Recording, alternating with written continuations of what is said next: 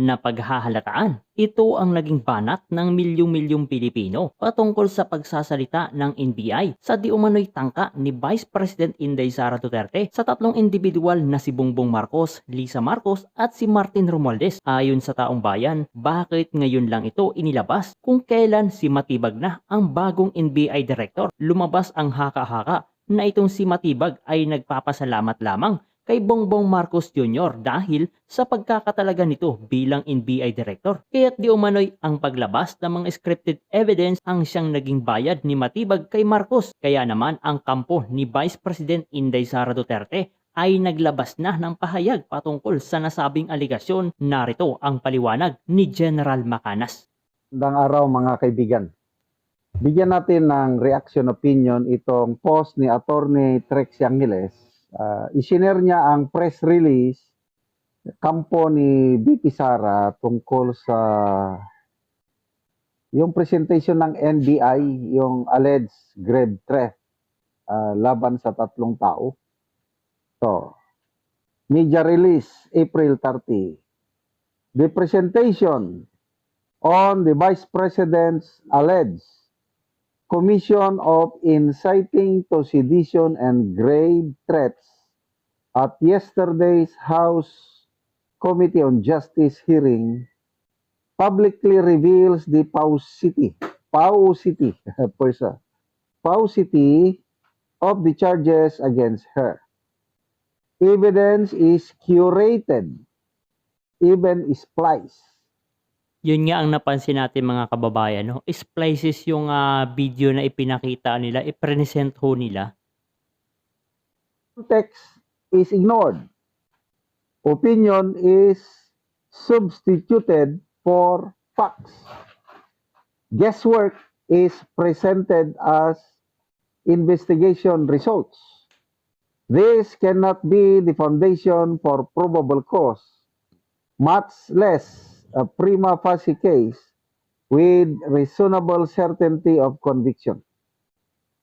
Simply repeating a conclusion, no matter how vehemently, does not make it true.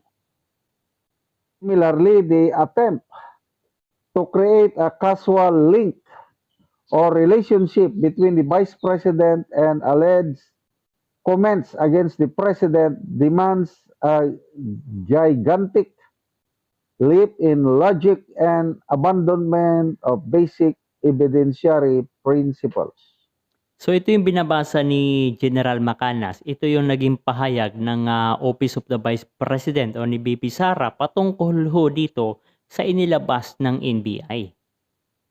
Non-existent connection to the Vice President is posed as a mystery is still under investigation with no immediate result. Yan ang klaro kahapon sa pagkakaintindi ko sa presentation ng NBI. Ongoing pa ang investigation. Wala pa talagang result as in. Yun ang ay nako. But strategically implies guilt. It excites judgment without evidence. If there is anything that was proved by yesterday's proceedings, it is to confirm that it is and has always been a fishing expedition. Yan, fishing expedition. Grabe mga kababayan. Aimed at giving semblance of substance to the defective impeachment complaints. The committee hearings finish, the issue of the alleged commission of crimes will be addressed at the proper fora where evidence is expected to support judgment. Yan. And the rule of law is expected to be respected. Yan. Attorney Paul Lawrence Lim, Chua Lim and Associates Counsel for the Vice President in the NBI complaint. Yan, no? Yan ang mga naging pahayag ng mga legal team ni Vice President Inday Sara Duterte. Okay. Unahin muna natin yung criminal side, ano? Kasi noong 2024 pa ito, yan, inimbestigan na. At ang alam ko, ang NBI nagsampa na ng complaint sa Office of the Prosecutor. I don't know kung saan banda. Basta within Metro Manila. Dadalawang taon na, ang sinasabi lang ng DOJ is under evaluation daw. Yung complaint. So parang ano 'to mga kababayan, tina-timing nila ng malapit na matapos ho itong impeachment hearing o yung fishing expedition diyan sa Kongreso, tsaka nila inilabas. Oh, 'di ba parang merong something different. Tagal naman nun. Kung may basihan talaga na may hindi lang probable cause ngayon kasi dapat strong certainty of conviction na ang maipakita mo para ma-indict ang isang tao. Dati-dati kasi probable cause lang. Yung probable cause, maliit lang na ebidensya na parang ganito ito, pwede nito, indicted ka na. Ngayon, there should be a strong certainty of conviction bago ka nila indict para pagdating sa korte, taas ang percentage na convicted ang pinasuhan. Bakit hanggang ngayon? Wala pa ring naiakyat na kaso sa korte. For review pa, for resolution pa. Ibig sabihin, opinion ko lang ito, mahina ang kaso. Ayun. Mahina. So, dito ngayon, ginawa nilang grounds for impeachment. Inamin nila sa hearing kahapon, ongoing pa ang investigation. Anong ibig sabihin nun? Wala pang klarong ebidensya. Ibig sabihin, itong si Matibag mga kababayan, tinaguri ang matibag pero hindi pala konkreto yung kanyang sinasandalan o sa yung kanyang ebidensya. O, 'di ba? Parang totoo talagang milyong-milyong mga Pilipino na ang nagsasabi na ang ginagawa nitong mga crocodile na ito sa House of Committee on Justice is fishing expedition mga kababayan. Yung gunman daw o yung assassin na allegedly kinontak ni Bibi Sara, sinusundan pa. Magaling magkwento itong si Director Matibag eh. Ano pa yung sabi niya? Yung kanilang ang tawag na department nila, pinag-aaralan daw ng kanilang psychology department ba yun? Behavioral department ang mental state and mental behavior ni BP Sara. Baka daw may diferensya si BP Sara sa pag-iisip. So, yung NBI, nag-iba na ang meaning. Yung mga comments na basa ko, NBI, Neuro Brain Investigation. Dahil sila naman ang mag-determine sa mental fitness ni BP Sara. Ano ba yan? So, let the bloodbath begin! Yan na nga mga kababayan ang hinihintay natin. Let the bloodbath begin. No? Ang dami nilang mga pautot na ginagawa ho mga kababayan sa House Committee on Justice. Nandiyan na nga, natapos na nga yung hearing nila, yung mini hearing nila mga kababayan dyan sa Committee on Justice. Pero, kulang pa rin, no? Parang kulang pa rin yung ginagawa. Parang sabi nila, parang extend pa yata mga kababayan. Nako, nakukulangan pa sila sa kakasira kay BP Sara Duterte. Pero, kahit anong paninira nila kay Vice President Inday Sara Duterte ay nananatiling matatag ang suporta ng taong bayan kay BP Sara Duterte. No? Grabe. Yan. I think May 11, kung hindi ako nagkakamali. May 11, pagbobotohan na sa Kamara, sa Ayan. plenary ang Ayan ang gusto ko, May 11. Sana talagang tuloy-tuloy na ho yan. impeachment at expected dahil sa pondo, ginigipit na ang mga kongresista, yung boboto, pabor sa impeachment, okay, release lahat ang pondo. Yung hindi naman boboto, sorry, wala. Kaya maraming mapipilitang kongresistang bumoto. No problem. Mas gusto ko pa yan dahil magsimula na ang trial sa impeachment court. At yan, tunay na bloodbath na yan. So yan nga mga kababayan, ang naging komento opinion ni General Macanas at yung binasa niya yung patungkol sa naging statement ng kampo ni Vice President Inday Sara Duterte. So yun na nga mga kababayan, sa opinion ko at opinion ng sambayan ng Pilipino, mukhang itong si Matibag ay nagpapasalamat dito kay Bongbong Marcos sa pamamagitan ng paglalabas ng mga ganito mga sinasabing natutukoy na yung sinasabing kinausap ni Vice President Sara Duterte.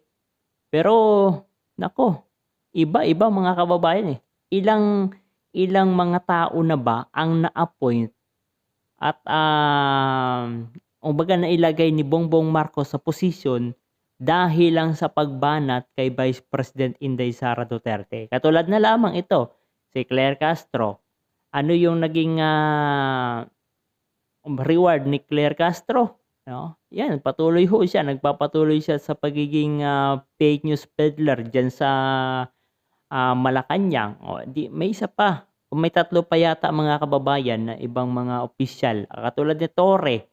No, dahil sa ginawa niya na pagkahuli kay Pangulong Duterte, dinala sa Hague na illegal namang ginawa nila, nagkaroon ho ng reward. Anong naging reward kay Torre? 4 months siya naging PNP chief.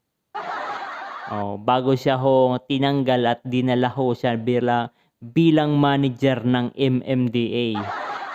So sa tingin natin mga kababayan, itong si Matibag ay nagpapasalamat lamang ho ito sa ginawa ni Bongbong Marcos sa pagkakatalaga niya na bagong NBI director. Kaya naman, maglalabas ho siya ng ibang mga statement na pwedeng makasira kay Vice President Inday Sara Duterte dahil kalaban na nila si VP Sara Duterte. Kaya kailangan ho nila magtulungan. Yung new commissioner ng COA, commissioner, basta halos ng department ng mga kababayan, kakampi na at pinalitan na ni Bongbong Marcos Jr. Wala nang ibang magawa si VP Sara kundi bumawi, gumante, no? Hindi na pwedeng manahimik. Kaya grabe, ito yung sinasabi ho natin na bloodbath. Kapag nakarating ho sa Senado, kasi nga inaasahan na May 11 ay pagbobotohan na sa plenary sa Kongreso itong impeachment complaint laban kay VP Sara at posibleng ihatid agad ito mga kababayan sa Senado. Ayun na. Yun na ang sinasabi natin, the bloodbath begin. Matindi ho ito. Doon ho tayo magtitipon-tipon mga kababayan sa Senado para suportahan si Vice President Inday Sara Duterte. Kasi hindi ho tayo papayag na ganito-ganituhin lang nila itong isang leader na may pagmamahal sa bayan. Samantala, pinoprotektahan naman nila ang mga Magna Crocs mga kababayan. Katulad nito, yung mga prosecutor ay sangkot sa pag-receive ng mga mali-malitang pera. Ayan, ayaw ho nilang pag-usapan yan sa Kongreso dahil mabubuking ho sila, malalaman na tumanggap ho sila ng mali-malitang pera. Ayaw din pag-usapan sa Senate Blue Ribbon Committee itong flood control anomaly, ay itong ayaw imbitahan itong 18 ex-soldier, mga kababayan o dating mga sundalo, Kasi mapapangalanan itong mga kongresista, mapapangalanan ang ilang mga sangkot, mga undersecretary, sekretary, hanggang patungo kay Bongbong Marcos Jr. O yan. Kaya ngayon, double time na ho sila. Hindi ko ho alam kung paano ho ang release ng budget nila. Kaya itong mga boboto ho, kaya VP Sara Duterte para ma-impeach at madala ho sa Senado, mga kababayan, ay paldo na naman. Dahil parang hindi ko alam no kung totoo itong nababalitaan natin na umaabot ng 1 billion mahigit ang posibleng i-release na pera para dito sa mga crocodile, mga kababayan, para pumirma o makaipon ho sila ng 1/3 votes para dalhin na sa Senado ang impeachment complaint. At doon na, yun na lang mga kababayan ang hihintayin ho natin. At panigurado may mga lalabas na naman ng panibagong issue dyan patungkol naman ito kay Senator Bato at Senator Bongo. Gagawa sila ng mga paraan mga kababayan para mapigilan ang posibleng pagboto ng mga senador na kaalyado ni BP Sara para i-acquit o ibasura itong impeachment at complaint laban kay BP Sara. So gagawa ho sila ng paraan, pero merong isang abogado na nagsabi, mga kababayan, kahit wala man dyan, ang mga senador, absent man ang senador, is counted pa rin ang kanilang boto. Maliban na lamang kung sila ay officially na natanggal bilang senador. Yun lamang.